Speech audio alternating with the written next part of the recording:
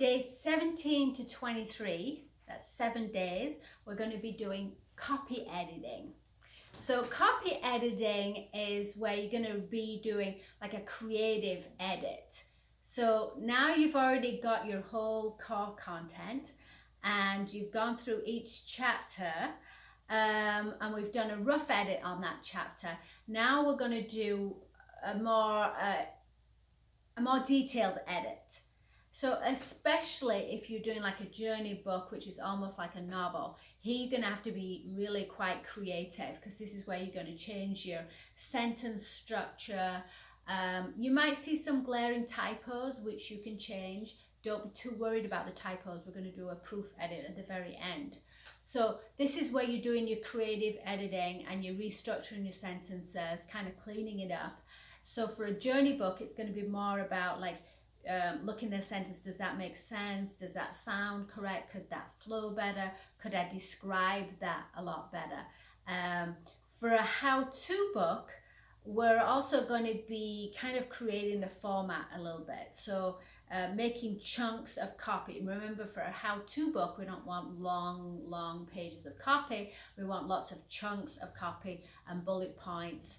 And you might even want to take certain words or sentences out of your copy and make that a highlighted area that your layout designer is going to maybe put that in a box, or a summary at the end. So now we're doing copy editing. We're kind of rearranging our page, making it look good and changing the sentences. And if we see typos and things, great, we're going to change them, but we're not going to be too much into detail.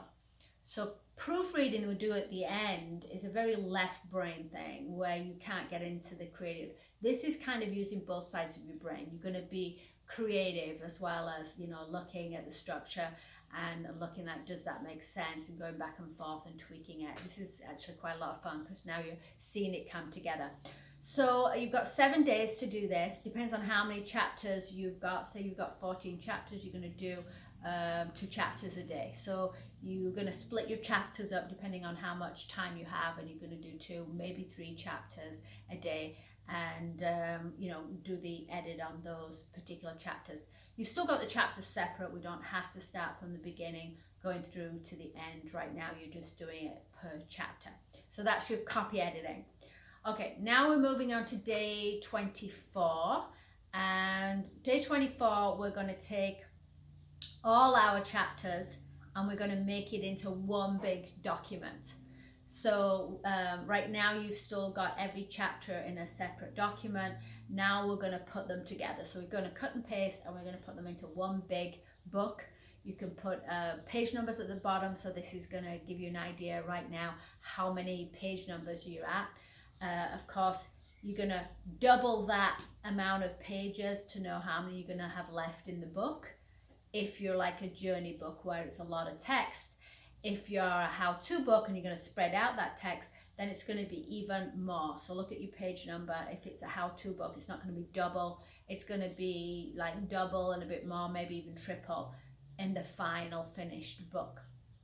All right, so you're going to put everything into one document, and we're also going to tie those chapters together. So we want to make sure the chapters flow really well. And when the person gets to the end of the chapter, you want them to read the next chapter. You want to make it a page turner. So every time they get to the end of the chapter, they're like, oh, just one more chapter. Oh, I've just got to read that next chapter. And the way you get them to do this is at the end of the chapter, make it interesting to move to the next chapter, especially if it's a journey book. In a journey book, it's a little easier. So you can put things at the end of the chapter, there now, but I was really surprised with what was coming next. Oh, that sounded great, but I knew there was something next. And some kind of suspense that you don't finish off the chapter and finish off everything. You leave them hanging, just like a TV show. You leave them hanging at the end of every episode. You want them to turn the next page and decide, well, go on, I'll read another chapter. And then the other thing, you want really snappy chapter headers. So when they look at the chapter header, oh, that sounds really exciting, I want to read that. So we're going to look at it now as a whole book, and we're going to be tying the chapters together. For a how-to book, you might not have the opportunity as much to make it go to one chapter to the other. Sometimes the fact that if it's a how-to book and it's kind of like steps and it's very clear, you might get them to move forward because it's like, okay, well, I did step number 1, did step number 2, oh, I should go ahead and read the next chapter of step number 3. So you have to think of creative ways to get them to keep reading your book and go as deep. You want to make it a page turner. Okay, now we're on to day 25, actually day 25 through day 27. I'm going to give you 3 days for this, and this is where you're going to do your proofreading. Okay, so proofreading is much more technical and detailed, and now you're really looking for grammatical errors and your sentence structure. In fact, there are people that recommend starting at the back of your book and going sentence and then a previous sentence and then a previous sentence. And the reason for doing this is so that you don't get drawn in to your own exciting copy, which you might get. You start at the beginning and you start reading, you may kind of get drawn into the content of what's going on in your book and think, oh wow, I wrote this, is really great, and get carried away. And once you're in the content and you're reading the content, the spelling mistakes disappear, you don't see them. And the grammatical errors, you don't see them. So you have to really be aware. And sometimes just because you've written it and it's a familiar word to you, you may also not notice. So sometimes, you'll just not notice it. So it's great to send a copy to friends and ask them, even if they're not professionals, they can often pick up errors. But I wouldn't ask them to start at the back of the book to the front. Just ask them to read it and pick up as many errors as they can. And you might want to consider sending it out for a final proofread with a professional, because they're always going to catch something at the end of it. If you're a perfectionist, if you know me, then I like to get my books finished and done is good enough, and I hate having to go through every little detail, but that's my personality. So you might want to consider sending out your book for proofreading at the end.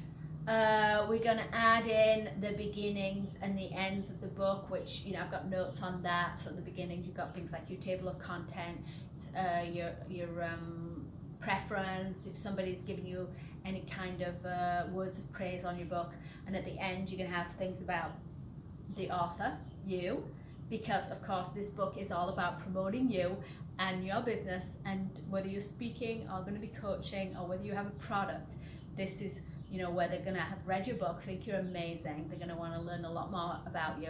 And so make sure that you've got your contact details in there where they can go and they can find you. Sometimes people put it at the front.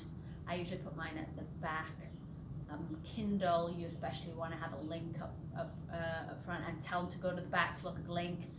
I have some tips later about that, because of the size of the book and because of the Kindle Unlimited reading and how you get paid and everything. So I'll tell you about that later. Anyway, we're going to do front and back of the book. And so the proofreading, I've given you 3 days. You're going to split the book into thirds. Okay? And then day 28, we've got some final little bits to do. We've got to get you an ISBN number. That is this barcode number on the back there. You don't actually need the picture, just the numbers, unless you're publishing it yourself. But on Amazon they'll give you what they call the barcode, which is the actual diagram. But I'm going to show you how to go get this number, this ISBN number that you're going to need. Amazon can also give you an ISBN number, but if you're going to put it in your own bookshops and sell it yourself, you need to have one. What else? So day 28, we're also going to do the layout. We're going to send it out to a professional. I really recommend sending it to somebody that knows what they're doing, unless you're really good at graphic design. You're going to arrange the layout approximately. So if it's a how-to book, you're going to arrange it in chunks of copy, but you're going to leave it up to the graphic designer. Graphic designer, so like this book here, my pet's book, I have a lady and she put some graphics in, she makes the titles, and she's going to come up with, well, he or she's going to come up with different styles for what you like and what you've given examples, and also kind of what the book is. So that book was kind of like a fairly young sort of book. Let's see, what did I get in Spiritual Journeys? Spiritual Journeys, there was a triangle that is the symbol of this place in Brazil, so she put a simple triangle there. You're going to lay out, you can probably tell them whether you want your title and your author, whether you want the chapter and the book. This is kind of up to you. Whether you want a big chapter head or a small. And if you're doing a how-to book or a workbook, you're going to want a lot of interesting places, and you might even want to have, if you've got a workbook, is where you let them write in the book, which is a great idea because then they keep the book a lot longer. But you're going to have the design and the graphics to fit the style of what your book is all